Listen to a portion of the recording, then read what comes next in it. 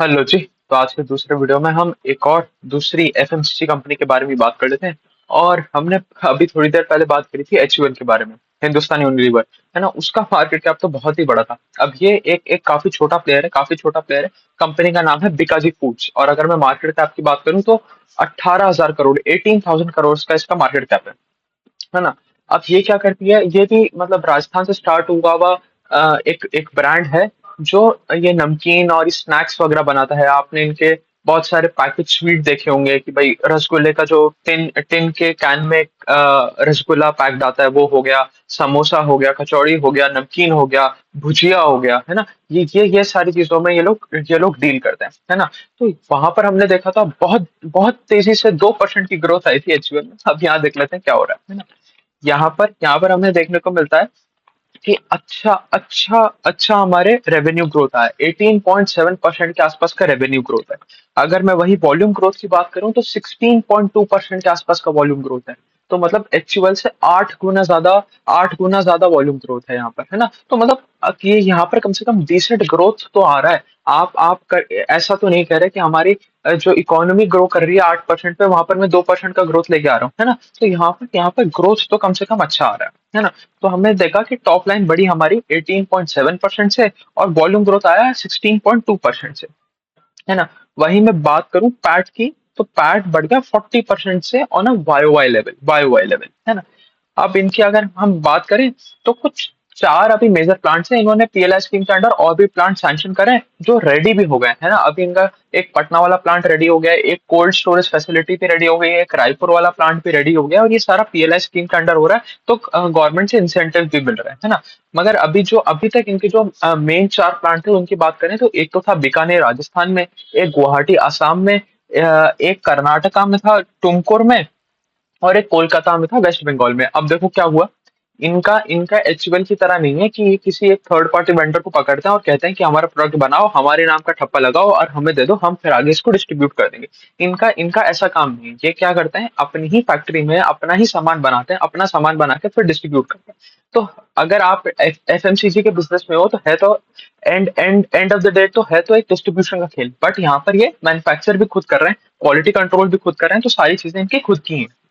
अच्छा, ऊपर से जैसे अभी कुछ मसालों के साथ हुआ था, ये प्रॉब्लम हुआ था शायद अभी 4-5 महीने पहले हुआ था कि उनको उनको अप्रूवल नहीं मिले थे उनमें, थोड़े से केमिकल्स मिले थे जो मतलब हार्मफुल हैं फॉर हेल्थ, है ना। तो उस वजह से सारे, अगर आप मसाले वाली कंपनी देखोगे, सब में कुछ ना कुछ इशू आ रहा था, और ये भी फूड प्रोडक्ट्स में ही है। तो जब मैनेजमेंट से पूछा गया था कि भैया आपके में क्या है, तो बोलते हैं हमारा सारा क्वालिटी चेक्स हैं, और हमारे कोई भी ऐसी प्रॉब्लम आती नहीं है। और जहां पर भी हम इनका, क्योंकि एक एक्सपोर्ट डिवीजन भी है, है ना। तो जहां पर भी हम एक्सपोर्ट करते हैं वहां के हम हर तरीके के रूल्स को फॉलो करते हैं, और हमारी क्वालिटी ऑफ प्रोडक्ट में हमें कोई दिक्कत देखने को मिलेगी नहीं, आगे भी नहीं देखने को मिलेगी, है ना।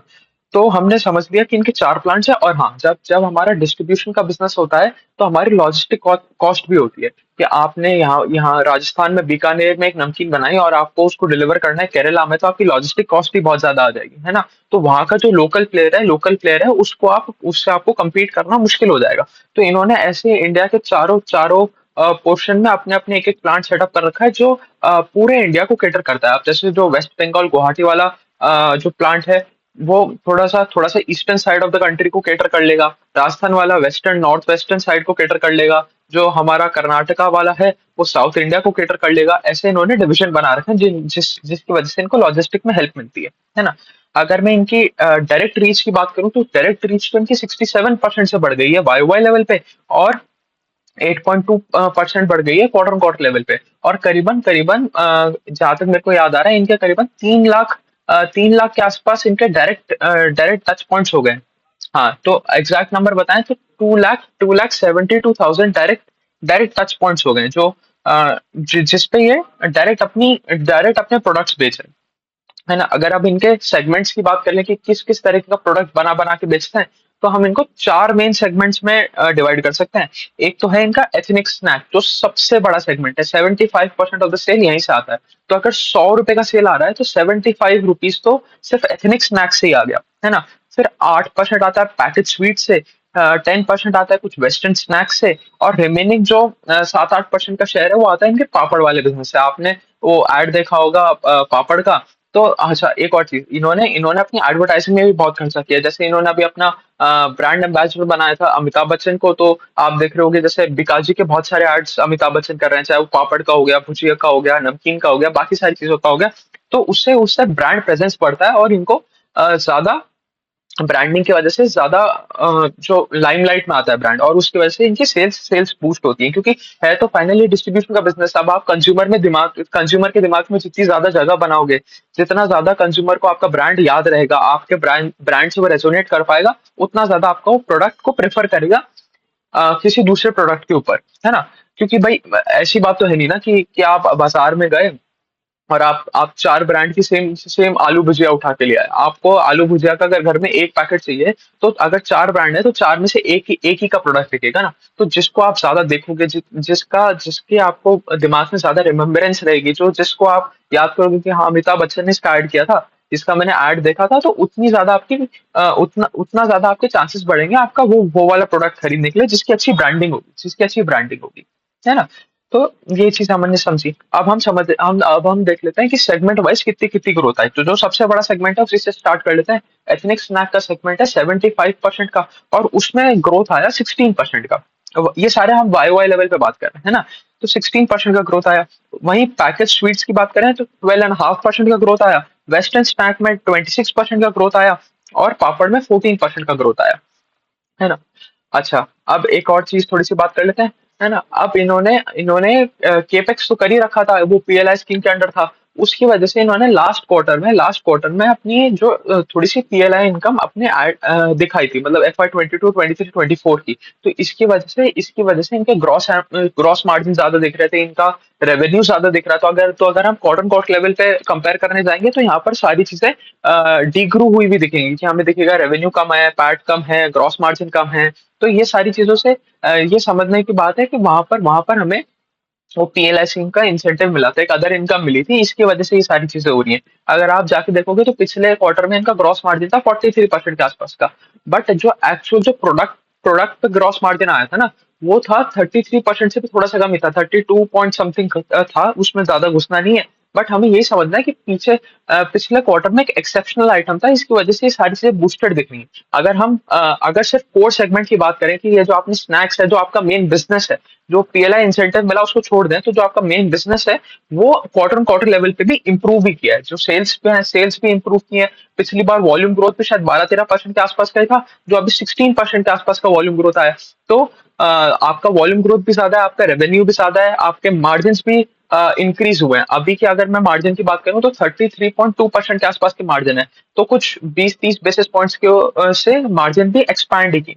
तो क्वार्टर क्वार्टर लेवल पे भी सब अच्छा है, बट हमें उस नंबर को सब्ट्रैक्ट करके देखना पड़ेगा जो हमारे पीएलआई स्कीम की वजह से एक एक्सेप्शनल आइटम आया था पिछले क्वार्टर में, है।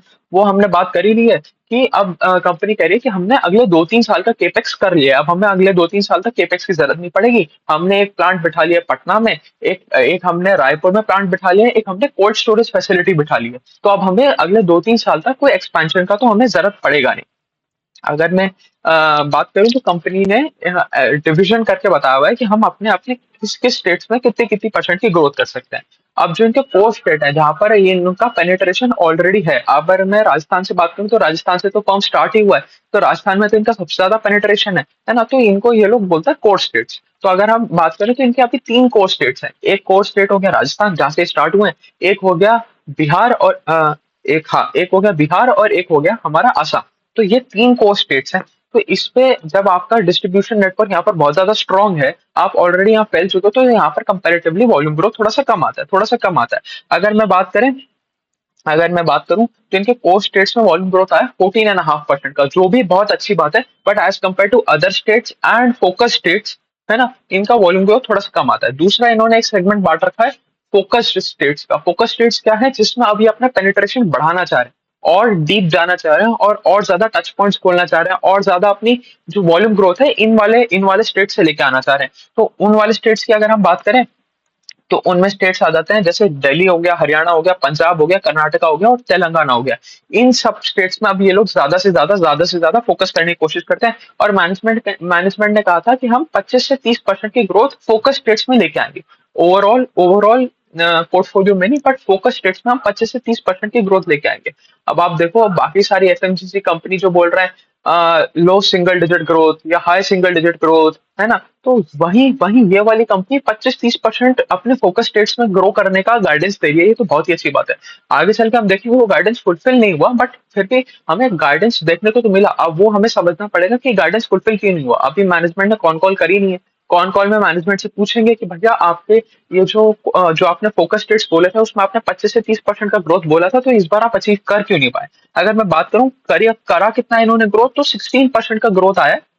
16% का ग्रोथ आया है इनके फोकस्ड स्टेट्स में, है ना? जो आना चाहिए था 25 से 30% के बीच में, मतलब आधा ही रह गया, है ना? तो ये हमें मैनेजमेंट से बात करनी पड़ेगी कि भैया ऐसा क्यों हुआ, इसका इसकी वजह वजह क्या थी, है ना? एक तो इनका रीजन ये भी हो सकता है कि जैसे हमने देखा कि थोड़ा जो हमारा ईस्टर्न वाले रीजन्स थे और जो हमारे नॉर्थ वाले रीजन्स थे वहां पर पहले तो बहुत ज्यादा गर्मी पड़ी और उसके बाद जो हमारे ईस्टर्न रीजन थे वहां पर तो बाढ़ जैसी स्थिति भी हो गई है, तो उसकी वजह से भी हो सकता है सेल थोड़ी अफेक्टेड हो। बट अभी ये सारे अजम्पशन है, जब तक हमें मैनेजमेंट से बात नहीं करेंगे, जब तक हमें मैनेजमेंट से कोई क्लैरिफिकेशन नहीं मिलेगा कि हम वहां पर जितना हमारा गाइडेंस था उतने पेस पे क्यों ग्रो नहीं कर पाए, तब तक हमें कोई डिसीजन पे पहुंचना नहीं चाहिए। बट ये है कि इन्होंने पहले भी 25-30% के आसपास का गाइडेंस दिया था और ये पहले भी 25-30% के आसपास से ग्रो करते हुए आ रहे थे, कोई दिक्कत आ नहीं रही थी। इसी क्वार्टर में हुआ है, तो इस क्वार्टर में हो सकता है किसी एक स्पेसिफिक रीजन की वजह से नहीं कर पाया, बट फिर भी हमें ट्रैक करते रहना है। अब कोर स्टेट्स और फोकस स्टेट्स हटा दें तो बाकी सारे अदर स्टेट्स में अगर मैं इनकी ग्रोथ की बात करूं तो वहां पर अच्छी ग्रोथ आई है। वहां पर ये 25% से बढ़ गए, तो वहां पर तो ठीक ग्रोथ आ रही है, वहां पर भी कोई इशू आ नहीं रहा है ना? एक इनका एक्सपोर्ट सेगमेंट भी है, जैसे कि हमने पहली बात करी थी कि इनका एक्सपोर्ट सेगमेंट भी है ना? और वहां पर आई है 7% की वाई वाई लेवल पे ग्रोथ, है ना?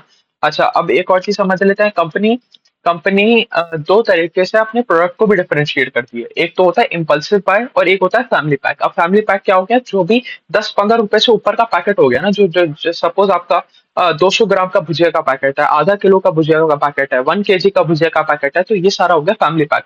और जो आपने देखा होगा 5 रुपए, 10 रुपए, 15 रुपए के जो छोटे छोटे पैकेट्स आते हैं ना, वो सारे हो जाते हैं इम्पल्सिव बाय, है ना? तो इनका रेशो कुछ ऐसे चलता है कि इनकी ज्यादातर सेल्स आती है फैमिली पैक से, और मतलब करीबन 55-56%, करीबन 60% के आसपास की सेल आती है फैमिली पैक से, और बचा हुआ 40% कंट्रीब्यूट करता है इम्पल्सिव बाय। तो दोनों सेगमेंट में देख लेते हैं कितनी कितनी ग्रोथ आई है। फैमिली पैक सेल्स में तो आई है 18% की ग्रोथ, और वहीं इम्पल्सिव पैक्स में आई है 14% की ग्रोथ। और ये सब हम वाई वाई कंपेयर कर रहे हैं, जितने भी नंबर करे अभी तक हमने, वो सारे के सारे वाई वाई लेवल पे, है ना? तो यही थी कहानी बिकाजी फूड्स की। तो कंपनी ने अपना केपेक्स अगले 2-3 साल का केपेक्स कर लिया। कंपनी में अच्छी वॉल्यूम ग्रोथ आ रही है as compare to other FMCG players. Valuation की बात अभी हम ज्यादा करेंगे नहीं, क्योंकि अब अगर मैं देखने जाऊं, अच्छा चलो वैल्यूएशन का भी थोड़ी सी अगर अपन बात करें तो 40-45 के पी पे 20% का ग्रोथ इस मतलब बहुत बहुत सस्ता कंपनी तो नहीं है। हमें ज्यादा से ज्यादा इस पे ईपीएस ग्रोथ मिलेगा, बट कम से कम यहाँ पर ग्रोथ तो है। अगर आप एफएमसीजी सेक्टर पकड़ो तो जो हमारी बड़ी बड़ी कंपनियां जैसे मेरिको हो गया, डाबर हो गया, एचयूएल हो गया, यहाँ तो ग्रोथ के लाले पड़े हुए हैं। यहाँ पर तो 2-3% से ज्यादा का ग्रोथ नहीं आ रहा। कोई कोई 7-8% का ग्रोथ करके ये लोग बहुत खुश हो जाते हैं। वहीं एक ऐसी कंपनी है जो अपना वॉल्यूम ग्रोथ कर रही है 16-17% से, रेवेन्यू ग्रोथ कर रही है 19-20% से। तो वहां पर ये एक एक पूरे सेगमेंट में एक अच्छा प्लेयर है। और वैसे भी जो भी एफएमसीजी कंपनी होती है वो उनको थोड़ा सा पी रेशो ज्यादा ही मिलता है ना? तो ठीक है, यही थी कहानी बिकाजी फूड्स की। इसकी कॉन कॉल में भी कुछ इंटरेस्टिंग होता है। मैनेजमेंट जो इनके फोकस स्टेट्स थे उसमें कोई ये जो ग्रोथ कम आई उसके बारे में कुछ बोलता है, तो उसके लिए एक अपडेट करके नया वीडियो बना ही देंगे। अभी के लिए इतना ही रखते हैं। Thank you.